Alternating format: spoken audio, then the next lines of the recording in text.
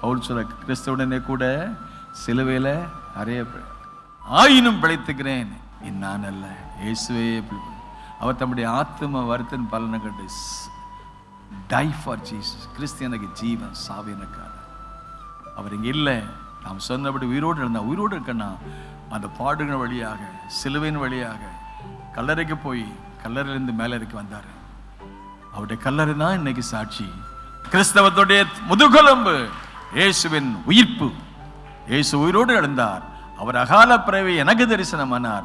அதை நம்புகிற நீங்களும் நானும் அவர் ஏற்றுக்கொண்டனால இங்கே உட்கார்ந்துக்கிறோம். இந்த தரிசனத்தை நம்ம கொண்டு சென்று உடைக்கப்பட்ட பாத்திரங்களாக, அப்பத்துக்காக தானியம் இடிக்கப்படும், இது போல நாம் உடைக்கப்பட்டவளானாலும் இடிக்கப்பட்டவளானாலும் இயேசுவுக்காக நம்மையும் அர்ப்பணம் செஞ்சு என்னையும் அப்பமாக மாற்றுங்க ஆண்டவரே.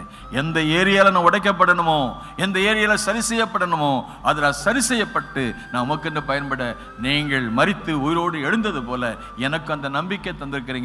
நானும் உங்களுக்காக கடைசி வரைக்கும் அந்த அப்பத்தை, அந்த இயேசுவை ஜீவ அப்பமாகிய அவரை உலகத்திற்கு கொண்டு சென்று அநேகரை நித்தியத்துக்கு எதுவாக நடத்த எனக்கு உதவி செய்யும். அவர் இங்கே இல்லை, நாம் சொன்னபடியே உயிரோடு எழுந்தார்.